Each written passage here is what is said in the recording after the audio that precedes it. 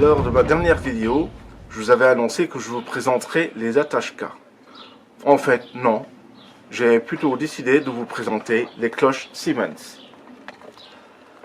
Celle que nous possédons au musée Lorrain d'Eschenaux est une cloche PLM, comme le témoigne le macaron de fonderie.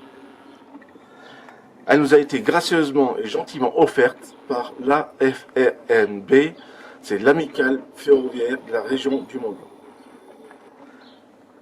Ces cloches, de conception allemande par la firme Siemens Halske,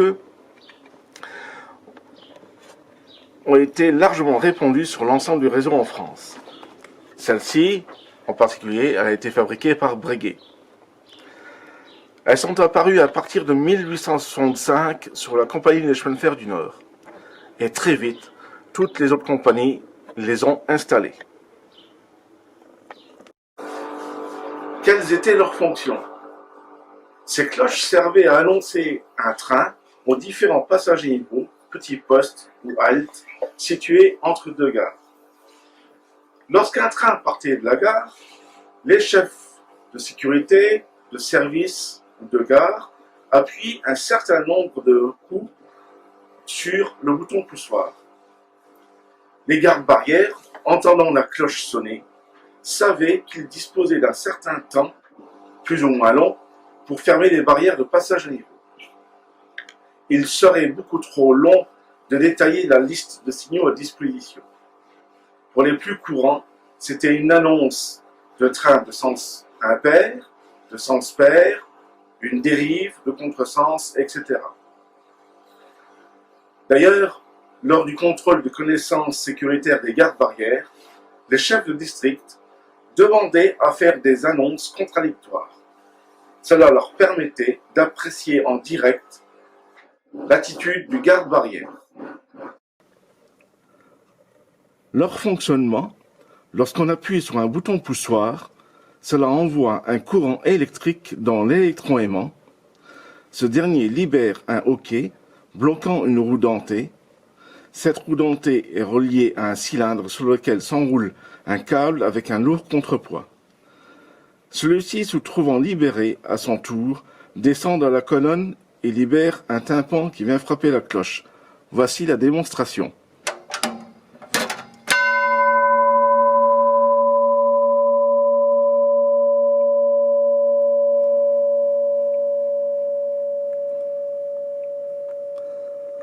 Et voici l'action du marteau sur la cloche.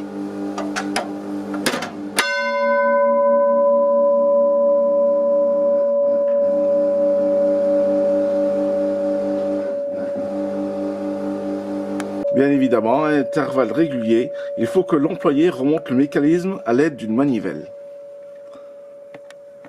Alors, comme je le disais, à intervalles réguliers, suivant la fréquence de circulation des trains, il fallait que l'employé remonte le mécanisme en tournant la manivelle.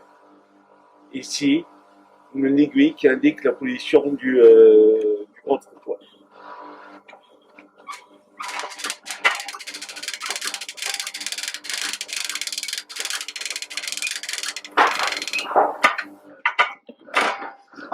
Voilà. Et comme l'indique l'aiguille de position, en position haute, l'employé a la certitude que le mécanisme de contrepoids est parfaitement remonté. À la compagnie du chemin de fer du Midi, il y avait également 7 pancartes. D'après vous, à quoi pouvaient-elles donc servir? À signaler un blessé dans un compartiment d'un train? Un accident sur un passage à niveau? Eh bien, rien de tout cela. Cette pancarte était à disposition des gardes-barrières, des responsables de halte, dépourvus de téléphone, et lorsque la cloche était en dérangement, il fallait qu'ils accrochent cette pancarte sur la cloche.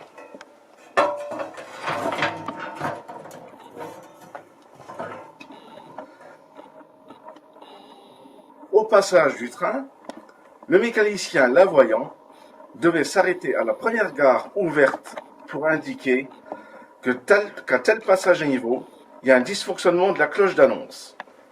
Le chef de sécurité de service ou de gare devait alors urgemment faire appel à un agent du service électrique pour qu'il vienne sur le passage en question et remédier au problème.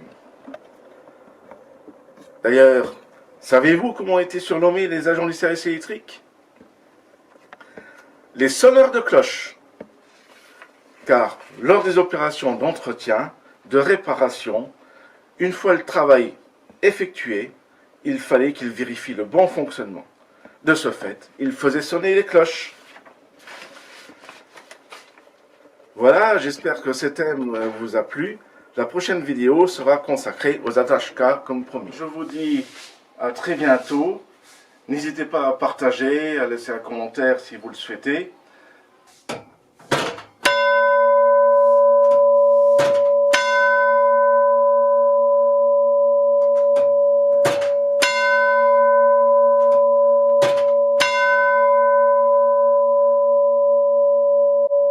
Oh, excusez-moi. Un train arrive, faut que j'aille fermer les barrières. Au revoir.